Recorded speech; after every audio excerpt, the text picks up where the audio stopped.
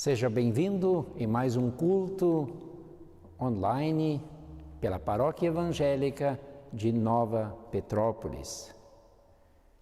Hoje é o Domingo da Trindade. O primeiro domingo após Pentecostes se chama o Domingo da Santíssima Trindade.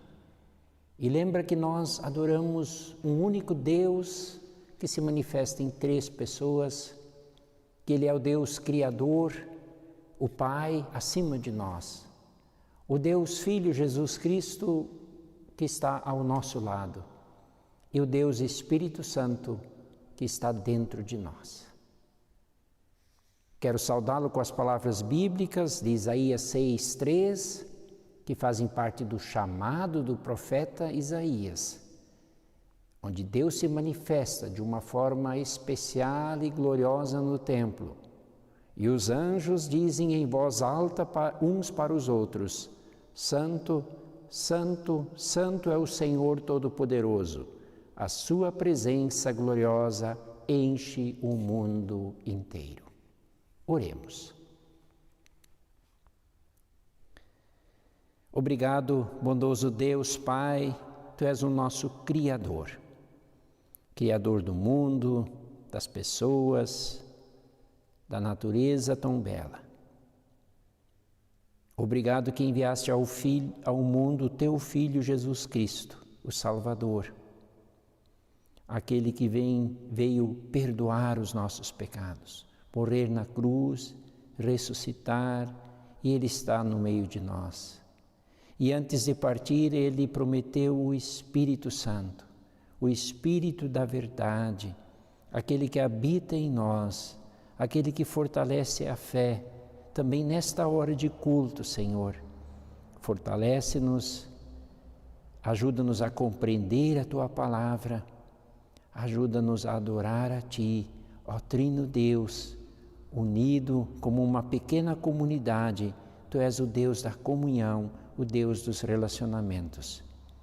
Assim abençoa-nos, em nome de Cristo. Amém. Um abençoado culto a todos nós.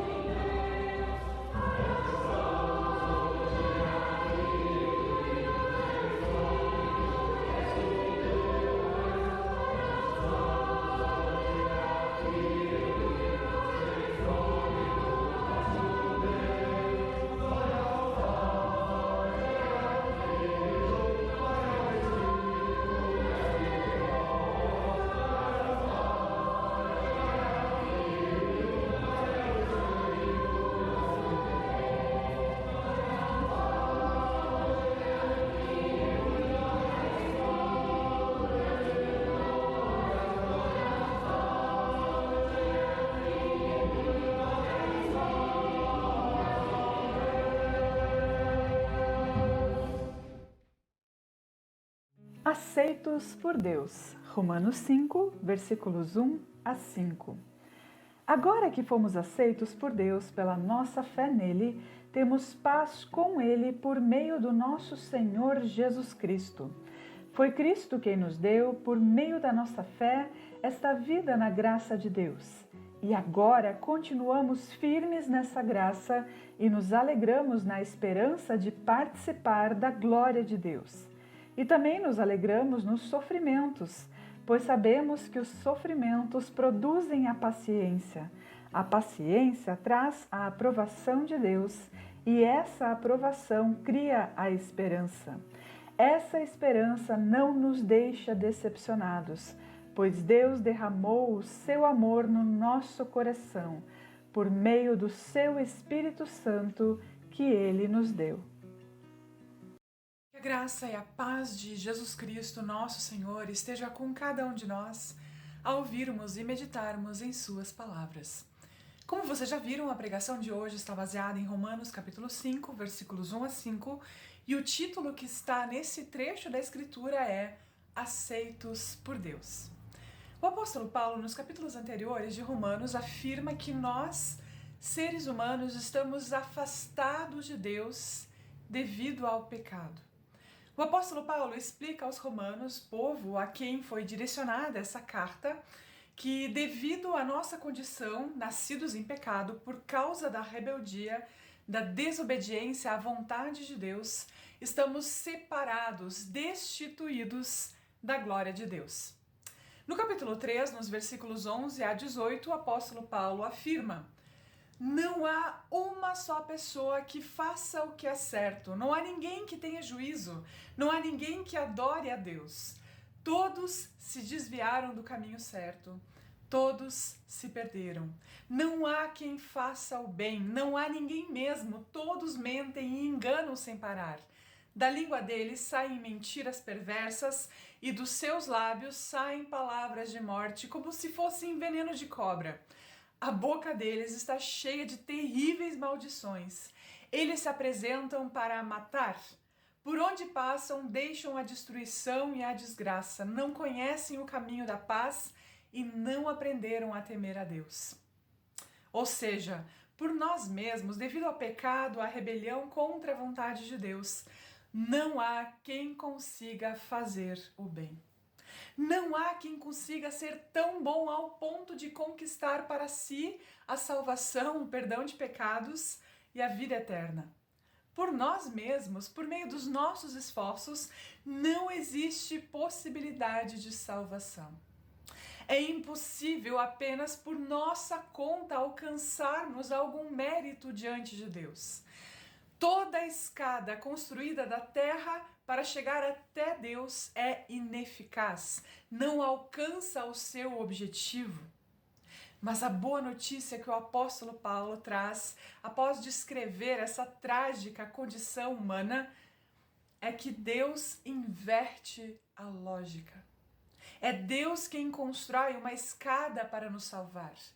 Por meio de Jesus Cristo, Deus vem ao mundo e na cruz castiga os pecados de toda a humanidade. Em Cristo foram castigados os nossos pecados.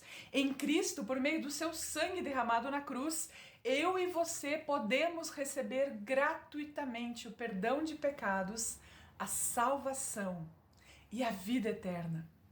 Por meio de Cristo, do seu sacrifício realizado na cruz, eu e você somos salvos e somos aceitos por Deus. Quando olha para nós, Deus não vê mais os nossos pecados, mas passa a ver o sacrifício de Jesus Cristo realizado em nosso favor. E quando cremos em Cristo, em sua obra redentora realizada na cruz, experimentamos perdão de pecados, salvação e vida eterna. Somos aceitos e passamos a ter paz com Deus por meio do nosso Senhor Jesus Cristo, como nós vemos no versículo 1 de Romanos 5, que é esse texto da nossa pregação. O interessante é que quando digo isso, que a salvação nos é dada, presenteada por Cristo, sendo que ninguém de forma alguma conseguiria fazer algo para alcançar a própria salvação, eu escuto pessoas perguntarem, mas é só isso mesmo? Tem certeza? A gente não está muito acostumado com presentes, não é mesmo? A gente fica desconfiado, A gente está acostumado a acreditar que quando alguém oferece algo é porque espera alguma coisa em troca. E também tem aquele ditado, né? Quando a esmola é demais, o santo desconfia. Mas com relação à salvação, é apenas isso. Ou é tudo isso mesmo. Somos aceitos por Deus por meio do sacrifício realizado por Jesus Cristo em nosso favor. Todas as tentativas nossas de chegarmos até Deus, de fazermos algo pela nossa salvação, não deram em nada. Nenhum ser humano, além de Jesus, foi ou é capaz de ser tão bom ao ponto de conquistar a salvação. E a salvação dependesse de esforços humanos, e talvez alguém conseguisse ser tão bom ao ponto de conseguir se salvar. Eu acredito que muito facilmente essa pessoa cairia por causa do orgulho e da vaidade. E novamente perderia aquilo que tinha alcançado.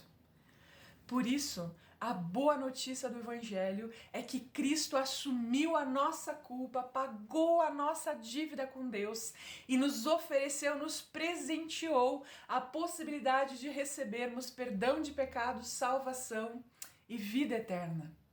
Jesus Cristo morreu a nossa morte para que nós pudéssemos viver uma vida plena, abundante, vida com sentido, significado, e para que nós tivéssemos também a vida eterna. E mediante tudo isso, o que Deus espera de nós é que creiamos em Cristo, creiamos em seu sacrifício em nosso lugar. A salvação nos é ofertada, nos é presenteada, é graça. E a graça é justamente o grande diferencial do cristianismo e todas as demais crenças, todas as demais religiões. Em nenhuma outra religião existe a graça. Em todas as outras religiões, as pessoas precisam fazer algo, precisam se esforçar para alcançar a salvação. Nessas outras religiões, em algumas, conforme as pessoas conseguem fazer boas obras, conseguem ser boas, elas vão sendo aperfeiçoadas, vão se evoluindo, e em algumas até vão diminuindo a quantidade de vezes que precisam se encarnar, como diz a crença do Espiritismo. Jesus, para essas crenças, não é um salvador. Ele é um espírito evoluído que conseguiu se purificar e também mostra que é possível alcançar a purificação sozinho. Percebem a grande diferença? Percebem a diferença dessas outras religiões para a fé cristã? No cristianismo, na nossa fé cristã, Jesus é o Salvador. É Ele quem assumiu a nossa culpa, quem morreu a nossa morte e nos deu a possibilidade de, por meio da fé, recebermos o perdão dos pecados. Na fé cristã, não é o nosso esforço que nos salva, pois nós precisamos reconhecer que jamais seríamos capazes de alcançarmos a salvação sozinhos. Na fé cristã, no Evangelho, a fé em que creem os cristãos, Jesus nos aceita pela fé, pela confiança nele. É por meio da fé em Jesus que somos aceitos por Deus, como vemos no versículo 1 de Romanos 5. Por meio de Cristo estamos em paz com Deus e Ele está em paz conosco. Por meio de Cristo nós não precisamos mais tentar achar algo bom em nós para alcançar a salvação e a aceitação de Deus. Por meio de Cristo, Deus já nos aceitou, já nos recebeu como filhos e herdeiros da vida eterna. E como segue também o apóstolo Paulo ali no versículo 2, foi Cristo quem nos deu, por meio da nossa fé, esta vida na graça de Deus. E agora continuamos firmes nessa graça e nos alegramos na esperança de participar da glória de Deus. De novo, foi Cristo quem nos deu, por meio da nossa fé, essa nova vida na graça de Deus. Por meio do que Cristo fez na cruz em nosso favor, nós somos salvos. E se cremos em Cristo, já somos novas criaturas. E o convite, o chamado, o desafio é para continuarmos firmes nessa graça e nos alegrarmos na esperança de participar da glória de Deus. Jesus deu a sua vida por nós para nos livrar da vida de pecados. Nós fomos tirados do lamaçal do pecado. Usando a figura da parábola do filho pródigo, Deus nos tirou do chiqueiro, da sujeira desse mundo. E o desafio agora é vivermos como filhos e filhas muito amadas por Deus. Somos filhos muito amados, somos tão amados que recebemos de presente a salvação e a vida eterna. Nós somos filhos muito especiais e já podemos contar que participaremos da glória futura de Deus. Sim, porque uma vez se nós cremos em Cristo, na suficiência do seu sacrifício na cruz em nosso favor, nós não precisamos mais temer a morte, não precisamos temer o mal ou o inferno. Porque quando olhamos para frente, podemos ver Cristo glorificado como o grande Rei do universo, Senhor de tudo o que existe. Não precisamos temer a morte, pois Cristo nos dá a promessa e a garantia da ressurreição e da vida eterna. E quando temos a ressurreição e a eternidade com Cristo no horizonte, nós não precisamos sequer temer os sofrimentos. Conforme o apóstolo Paulo, nesse texto da pregação, podemos inclusive nos alegrar com eles. Eu sei que parece loucura, parece coisa de masoquista, né? Esse versículo 3 de Romanos 5 que diz: e também nos alegramos nos sofrimentos, pois sabemos que os sofrimentos produzem a paciência. Mas o que o apóstolo Paulo quer nos dizer é que quando nós olhamos a nossa vida, a nossa trajetória na perspectiva da eternidade, as provações que nos acontecem nos ensinam, nos aperfeiçoam, nos moldam. Elas vão nos tornando cada vez mais parecidos com Jesus Cristo. Quando vivemos a nossa vida na perspectiva da eternidade, como pessoas redimidas, as provações têm a capacidade de nos ensinar, de transformar as nossas vidas, de transformar a nossa forma de pensar. Tem aquele ditado conhecido, né? Quando a vida te oferece limões, aproveite e faça a melhor limonada que puder. Quando nós vivemos com Cristo, tudo o que nos acontece tem a finalidade de, no fim, por mais que no momento não pareça, servir para o nosso bem. O apóstolo Paulo fala também lá em Romanos capítulo 8, 28, pois sabemos que todas as coisas trabalham juntas para o bem daqueles que amam a Deus, daqueles que ele chamou de acordo com o seu plano. Quando o apóstolo Paulo diz que todas as coisas trabalham para o bem daqueles que amam a Deus, é justamente e bem isso o que ele quis dizer. Mesmo quando não vemos, mesmo quando não conseguimos entender, mesmo quando tudo está confuso, torto, escuro, misturado aos nossos olhos, não precisamos temer. Deus tem o poder e tem a capacidade de fazer com que tudo coopere para o nosso bem. E conforme ali também o final do versículo 3 do texto da nossa pregação, os sofrimentos produzem a paciência. E a paciência, como dizem os versículos 4 e 5, a paciência traz a aprovação de Deus. E essa aprovação cria a esperança. E essa esperança não nos deixa decepcionados, pois Deus derramou o seu amor no nosso coração, por meio do Espírito Santo que Ele nos deu. Percebem a lógica do apóstolo Paulo? Os sofrimentos produzem a paciência quando a gente passa por eles confiando em Deus. E a paciência, então, traz a aprovação de Deus e essa aprovação de Deus cria a esperança. Uma coisa vai gerando a outra, vai levando, desencadeando na outra. E essa esperança que é criada em nós não nos deixa decepcionados, pois Deus derramou o seu amor em nosso coração por meio do Espírito Santo que Ele nos deu, conforme diz o versículo 5. Deus, por meio de Cristo, derrama em nós o seu Espírito Santo, que é a garantia, é o selo que nos dá a certeza de que somos filhos de Deus. Quando nós enviamos uma carta, ela recebe um selo, não é mesmo? Esses selos, eles lembram os selos usados pelas pessoas antigamente. As pessoas importantes usavam anéis, né? Que eram usados para fechar as cartas, as correspondências, fechar aquela cerinha, aquela colocada na correspondência. Aqueles selos só poderiam ser abertos pelas pessoas para quem essas cartas eram direcionadas. O selo era então a garantia de que ninguém poderia abrir e ler aquela correspondência antes do destinatário. Da mesma forma, o Espírito Santo é esse selo no nosso coração, é essa garantia de que nada nem ninguém nos tirará das mãos de Deus até Cristo voltar para ressuscitar e dar a vida eterna àqueles que a Ele entregaram as suas vidas.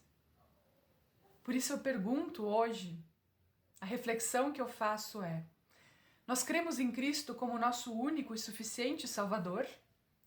Nós entendemos que nada do que nós podemos fazer ou tentar fazer pode nos dar a salvação? Compreendemos que todos os nossos méritos e esforços são inúteis para nos dar de presente a salvação? E compreendemos também que toda boa obra, boa atitude precisa sim ser praticada por mim, não mais para que eu alcance a salvação, mas porque sou salvo. As boas obras são a marca de que sou alguém que já foi salvo por Jesus Cristo.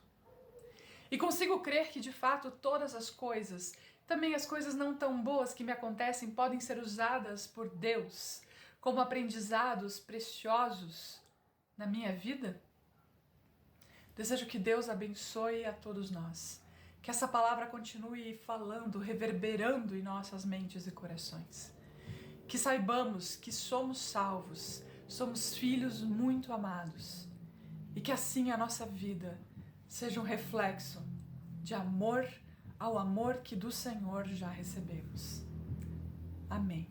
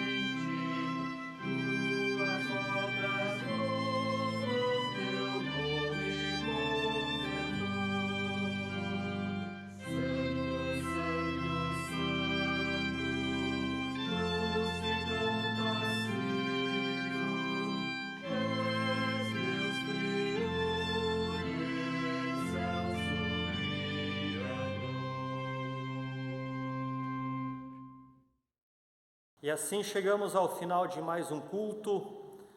Que Deus possa estar abençoando a tua semana, o teu trabalho, a tua família. E assim eu convido para orarmos, encerrando com a oração que o próprio Jesus nos ensinou.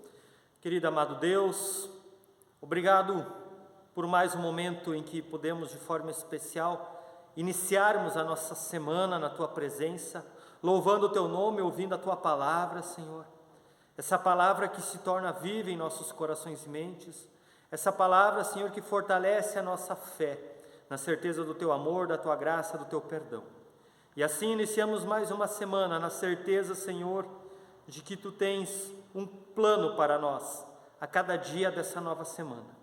Assim nós iniciamos a semana na certeza de que Tu estarás conosco, nos capacitando, estarás ao nosso lado, nos abençoando, nos livrando, Senhor. E assim nós oramos, colocando todos os nossos pedidos na oração que Tu mesmo nos ensinou, dizendo: Pai nosso que estás no céu, santificado seja o Teu nome, venha o Teu reino, seja feita a Tua vontade, assim na terra como no céu. O pão nosso de cada dia nos dá hoje, perdoa-nos as nossas dívidas, assim como nós também perdoamos os nossos devedores. E não nos deixes cair em tentação, mas livra-nos do mal, pois Teu é o reino, o poder e a glória para sempre. Amém. Nós ainda queremos receber a bênção do Senhor, que o Senhor Deus te abençoe e te guarde, que o Senhor Deus esteja à tua frente, te guiando e direcionando, que o Senhor Deus esteja ao teu lado, te livrando, que o Senhor Deus esteja abaixo de ti, firmando os teus passos, e que assim o nosso Deus triuno, que é Pai, Filho e Espírito Santo, te abençoe hoje e sempre. Amém. Tenham todos uma abençoada semana, fiquem na paz do Senhor.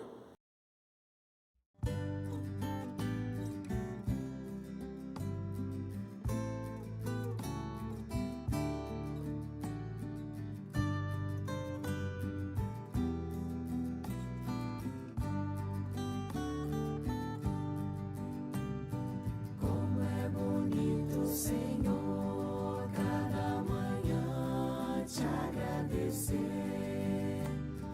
mais uma vez teu amor vem me chamar para viver contigo, Pai de amor. Eu quero caminhar e assim por onde eu for irás me acompanhar contigo, Pai de amor. Eu quero caminhar e assim por onde eu for irás me acompanhar. Como é bonito, Senhor, cada manhã ter o meu pão e desejá-lo também a cada um dos meus irmãos.